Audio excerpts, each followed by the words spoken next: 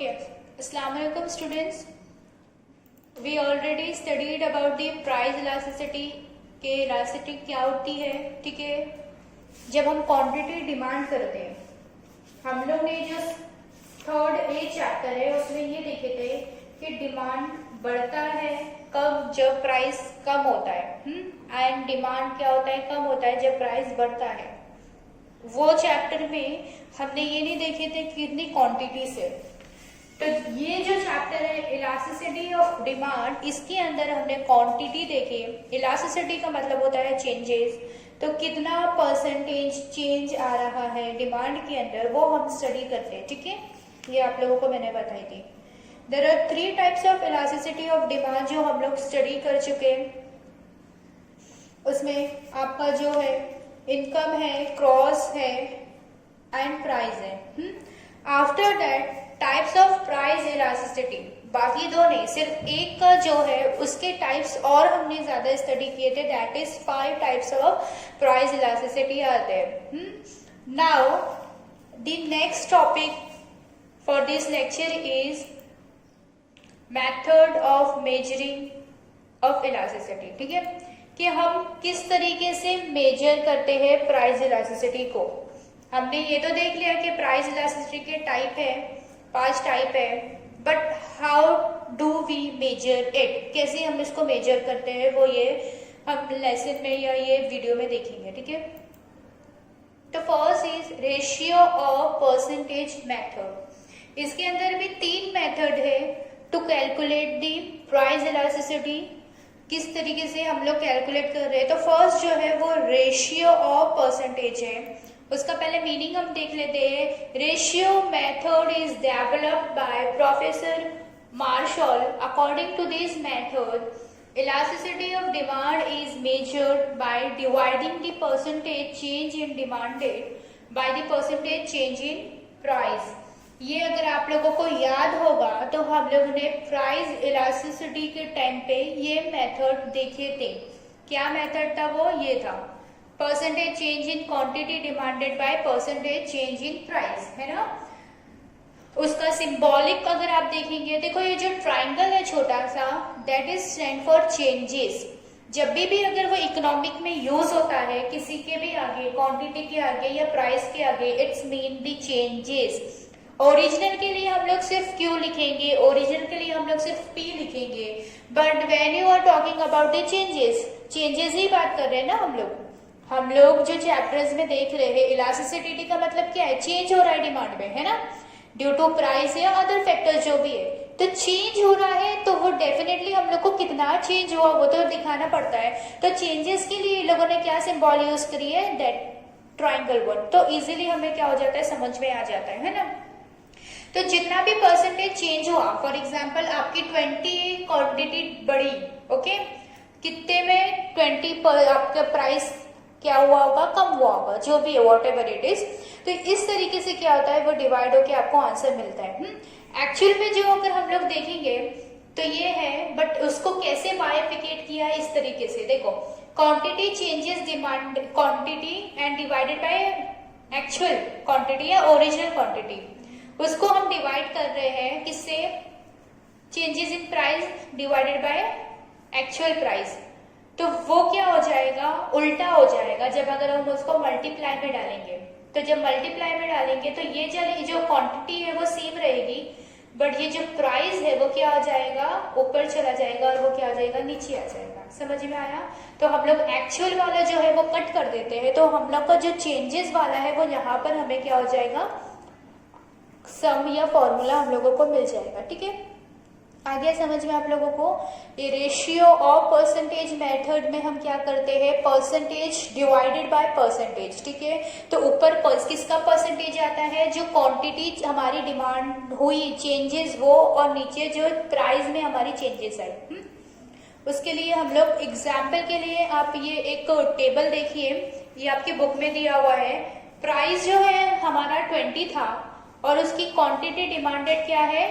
10, और जब प्राइस 25 हुआ तो क्वांटिटी डिमांड क्या हो गई? 9, है ना। ये हमारा लॉ है कि जब प्राइस बढ़ जाता है तो डिमांड क्या हो जाता है? कम हो जाता है। तो जब हम उसको फॉर्मूले में पुट ऑन करेंगे, इस तरीके से हम फॉर्मूले में पुट ऑन करेंगे तो देखते हैं हम लोग क्या होता है। देखो ओरिजिनल प्राइस 20 है, न्यू प्राइस 25 है, मतलब डिफरेंस कितना हुआ, 5 का डिफरेंस हुआ। तो दैट मीन्स ये जो चेंजेस P जो है, चेंज इन प्राइस, तो वो कितना है 5। हमें 25 नहीं लेना है, हाँ ये याद रखना, हमें 25 नहीं लेना है, जो चेंजेस है वो लेना है। Okay, so you have to compare with the previous price and now current price, then only you will get a difference between previous and current, वो difference होता है। difference 25 नहीं होगा, पहले 20 तो था ही ना, कितना बड़ा तो डिमांड कम हुआ, 5 बड़ा तो डिमांड कम हुआ, तो जो हमारा जो चेंजेस है वो 5 है। नाउ सिमिलरली अगर हम लोग क्वांटिटी डिमांडेड में देखेंगे तो प्रीवियस क्वांटिटी डिमांड कितना था 10 and what is the current demand, that is 9. It's mean हमारा जो चेंज हुआ वो कितना हुआ, 1% हुआ। डिफरेंस देखेंगे हम लोग, 10 था, अभी एक ही कम, हम पहले 10 क्वांटिटी में लेते थे, अब क्या ले रहे हैं उसको 9 में। सो अब क्या करेंगे, हम इसको फॉर्मूले में पुट ऑन करेंगे। तो जब क्वांटिटी जितनी चेंजेस हो रही है वो 1 हो रही है तो 1 पे डाल दिए, उसको डिवाइडेड बाय क्या कर रहे हैं हम, ओरिजिनल, तो ओरिजिनल कितनी थी 10, जब इनटू हम करेंगे तो P हमारा कितना था, ओरिजिनल 20 और चेंजेस कितना आया 5, एंड जब आप इसको कट करोगे तो आपको यहाँ पर क्या मिलेगा 0.4। अब कट कैसे करना है ये तो मैं नहीं सिखा सकती आपको, ये तो आनी चाहिए है ना।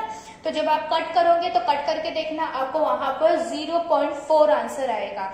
That means elasticity is lesser than 1 से क्या है वो कम है।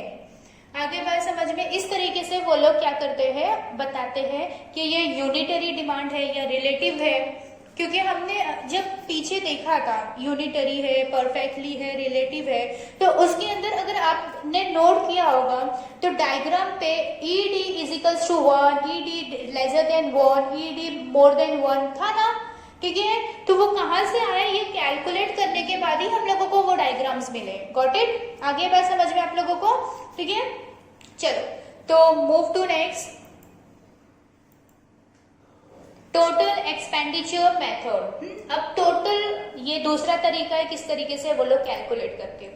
तो in this method was developed by professor Marshall. In this method total amount of expenditure before and after the price change is compared. यहाँ पर हम क्या करते हैं, जो प्राइस चेंज हो रहा है बिफोर और आफ्टर वो कंपेयर करते हैं। उसका अगर फॉर्मूला देखोगे तो टोटल एक्सपेंडिचर किस पे डिपेंड कर रहा है, प्राइस इनटू क्वांटिटी डिमांडेड। वो कैसे आपको समझ में आएगा मैं उसको बताती हूँ। अब इसके अंदर हमारे 3 होते हैं, रिलेटिवली इलास्टिक डिमांड होता है, यूनिटरी इलास्टिक डिमांड होता है और रिलेटिवली इन इलास्टिक, ठीक है। ये 3 होते हैं। कैसे होते हैं मैं बताती हूँ आपको एक एग्जाम्पल के थ्रू, जो आपको टेबल दिया हुआ है बुक में भी, that is price and quantity demanded. First we have to take the price A, B and C. There are 3 commodities A, B and C, and the price for the A commodity is 10, okay, and at the time of 10 the quantity is 6, ठीक है। तो when we do the multiplication into 10 into 6, क्यों, क्योंकि इसका formula है total expenditure का मतलब क्या होता है, प्राइस इंटू क्वांटिटी डिमांडेड हम करेंगे तो वो क्या हो जाएगा, टोटल एक्सपेंडिचर। समझ में आ रहा है। देखो अगर आप कोई 5 कमोडिटी की यूनिट्स लेते हो, कोई भी यूनिट से 5 अगर आप लेते हो, ओके, देखो टोटल एक्सपेंडिचर का मतलब क्या होता है, अभी सपोज आपने कुछ चीज खरीदी है, वो 5 क्वांटिटी में आपने अगर उसको खरीदी हो, है ना, तो आप कैसे बताएंगे कि आपके कितने एक्सपेंस हुए इस पे, कैसे बताओगे कि एक का प्राइस क्या है, उसको आप 5 से मल्टीप्लाई करोगे तब बोलोगे कि मेरे 100 रुपए खर्चा हुए, ठीक है। समझ में आ रहा है आपको कैसे 100 रुपए खर्चा हुए, क्योंकि 5 जो क्वांटिटी है उसका यूनिट का, उसका प्राइस क्या है 10, तो जब 10 इंटू 5 करोगे तो आपको कितना मिल जाएगा, 50 मिल जाएगा, ठीक है। तो क्या आप बता सकते हो कि मेरा 50 रुपीज टोटल एक्सपेंडिचर हुआ है। आ रही बात समझ में आपको। अगर आप हम पूछते हैं टोटल कितना हुआ, तो हम क्या करते हैं, जितनी क्वांटिटी हमने डिमांड की, जितनी यूनिट्स हमने खरीदे, उसको एक एक का प्राइस को हम लोग क्या करेंगे, जितनी क्वांटिटी है उससे मल्टीप्लाई कर देंगे। समझ में आया। तो ये टोटल एक्सपेंडिचर पे बेस है। तो सिमिलरली अब जब 10 था उसका तो 6 डिमांड किए, लेकिन जैसे 20 हुआ तो कितना हो गया 5, तो 20 इंटू 5 कितना हो गया 100। अगर अब आप इसको डिवाइड करते हैं तो आंसर जो है आपका, जो आप डिवाइड करके देखना, जो आंसर आएगा ना वो 0 में, पॉइंट में नहीं आएगा आपका, वो क्या होगा, बड़ा आएगा। 1 से क्या होगा, वो बड़ा आएगा, इसलिए ईडी क्या हो गया, इधर बड़ा हो गया, मोर देन 1 हो गया। नाउ बी कमोडिटी अगर हम लोग देखेंगे तो ओके, सो बी में क्या हो रहा है, 30 था तो 4 हुआ, 30 into 4 which give you 120, 40 into 3 which gives you 120। तो जब हम डिवाइड करेंगे तो हमें एग्जैक्ट 1 आएगा, that's mean ED is equals to 1। तो ये क्या हो गया हमारा, रिलेटिव हुआ या यूनिटरी हुआ, यूनिटरी हुआ, ठीक है। तो यहाँ पर हमारा यूनिटरी क्या होता है, इज इक्वल्स टू 1 रहता है। और यहाँ पर जब हम लोग देखेंगे सी में 50 था हमारा एक्चुअल प्राइस, तो उस टाइम 2 क्वांटिटी डिमांडेड होता था, उसके बाद में 60 जब हो गया, बढ़ गया, तो कितना हो गया 1। अब 100 डिवाइडेड बाय 60 जब हम लोग करेंगे तो हम लोगों को क्या आएगा, ईडी जो आएगा वो लेसर देन 1 आएगा, इसलिए वो रिलेटिवली इनइलास्टिक डिमांड होगा, ठीक है। इस तरीके से बाइफिकेशन होता है आपका टाइप्स ऑफ प्राइस इलास्टिसिटी में। समझ में आ रहा है आप लोगों को, ठीक है। इस तरीके से लोग पहले क्या करते हैं, टोटल एक्सपेंडिचर निकालते हैं और डिवाइड करते हैं। तो एक्चुअल जो रहता है वो ऊपर रहता है, जो चेंजेस होता है वो नीचे होता है। और जब वो लोग कट करते हैं तो देखते हैं 0 पॉइंट आ रहा है या 1 आ रहा है या 1 से ज्यादा आ रहा है, ठीक है। अगर 1 से ज्यादा आ रहा है तो रिलेटिवली इलास्टिक, क्योंकि चेंजेस हो रहा है ना, डिमांड में ज्यादा बढ़ रहा है। फिर इसके बाद में अगर यहाँ पर आ रहा है कि यहाँ पे 1 इज इक्वल्स टू, तो वो यूनिटरी हो गया। और जब 0 में आ रहा है, लेस देन 1, मतलब कोई डिमांड में चेंजेस नहीं हुआ, दैट मीन इनइलास्टिक, ठीक है।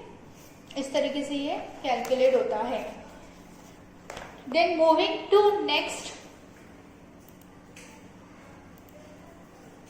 दैट इज पॉइंट मेथड और ज्योमेट्रिक मेथड। ये एकदम इजी है, इसके लिए आपको सिर्फ इन्हें डायग्राम बनाना होता है, सिर्फ 2 डायग्राम बनाने होते हैं। पहले एक ही डायग्राम था, अभी के लिए आप लोगों को 2 बता दिए हैं, बना दिए। लीनियर डिमांड कर्व हो गया है और नॉन लीनियर, ठीक है। ये 2 आपको अलग अलग बाइफिकेट कर दिया है। तो देखते हैं हम लोग क्या होता है। First, professor Marshall has developed another method to measure elasticity of demand which is known as point और geometric method. The ratio method and total outlay method are unable to measure elasticity of demand at a given point on the demand curve. तो वो जो हम लोग calculate करते हैं वो उससे डिमांड कर्व में उन लोगों को नहीं समझ में आ रहा, तो इसलिए एक और जो है मेथड वो डेवलप किए, इंट्रोड्यूस किए। उसका जो एक्चुअल में वो है formula, that is point of elasticity of demand is equals to lower segment of demand curve below at given point L and upper of demand given point U, ठीक है। Lower ऊपर आता है और अपर नीचे आता है। Now this is linear demand, ये कौन सा है, लीनियर डिमांड कर्व। यहाँ अगर आप लोग नोट करोगे तो आपको एक स्ट्रेट लाइन जो है, स्ट्रेट कर्व आपको मिलेगा, ठीक है। आपको y एक्सिस बनाना है, x एक्सिस बनाना है, देन उसके बाद सिंपली आपको सिर्फ इतना करना है कि 0 से जब स्ट्रेट लाइन अगर हम लोग लेंगे, देखो यहाँ से 0 से हम जब स्ट्रेट लाइन लेंगे तो यहाँ पर क्या होगा, t। बीच वाले को आप बीच में आप उसको करो, ठीक है, 2 पार्ट कर दो सेगमेंट का। ऊपर जो रहेगा वो आपके क्या हो जाएंगे, मोर देन 1, और जो नीचे रहेगा वो लेस देन 1। आ गया समझ में। लाइन है, इसको मिड में ईडी इज इक्वल्स टू 1 कर दो, तो वो कहाँ से आएगा, वो यहाँ से 0 से होना चाहिए वो। उसके बाद में उसके ऊपर आप मोर देन 1 कर दो, नीचे लेस देन 1। सिर्फ इतना सा आपको करना है, समझ में बहुत इजी है, सिर्फ प्लॉट करना है। हाँ, अब प्लॉट करना है। अब यहाँ पर आप प्लॉट करोगे इसको, तो ये जो है 1 से मोर देन 1 होगा, तो ये आपका रिलेटिव हो गया, सॉरी परफेक्टली हो गया। और जब उससे ऊपर होगा तो वो इनफिनाइट हो गया, ठीक है। अब ईडी से थोड़ा आप कम करोगे, ठीक है, तो परफेक्टली हो गया। अब यहाँ पर उससे कम करोगे तो उससे बहुत ज्यादा क्या हो गया, 0 पे के नो चेंजेस। समझ में आ रहा है आपको। ईडी जो है इज इक्वल्स टू 1 है, दैट इज यूनिटरी। उससे थोड़ा आप उस पे जाओगे, दैट इज रिलेटिव। उससे पे जाओगे आपका परफेक्टली, ये इनफिनाइट चेंजेस है। उससे नीचे आपको लेस देन 1 करना है, फिर उसके नीचे आपको एकदम 0 के, वहां पर चेंज ही नहीं होता है। ये लीनियर डिमांड कर्व होता है। जब आप नॉन लीनियर देखोगे तो नॉन लीनियर पे क्या होगा, आपको वो जो सेगमेंट आपका जो फॉर्मूला स्टार्टिंग में मैंने बताई वो यूज होगा। तो आपको यहाँ पर क्या करना है, सिर्फ एक लाइन बनाने के बाद, ये जो कर्व बनाने के बाद ये वाला कर्व आपको बनाना है। ये सिर्फ ऐसा यू वाला कर्व आपको बनाना है, सिंपल है, सेम चीज है। इसका मतलब भी यही होता है कि इसके ऊपर मोर देन 1 और इसके नीचे लेस देन 1। बस समझ में आया आप लोगों को, इतना ही है आप लोगों का। तो इधर हमारा जो टॉपिक है वो भी खत्म हो गया, इवन आपका वो भी खत्म हो गया पोर्शन, क्योंकि यहाँ पर हम लोगों को ओमिट करना है factors influencing the elasticity of demand, ये भी ओमिट करना है। देन उसके बाद में importance of elasticity of demand, then 2 वो भी हमें ओमिट करना है। That's mean our third B chapter is completed, almost 4 chapter has been completed yet, okay.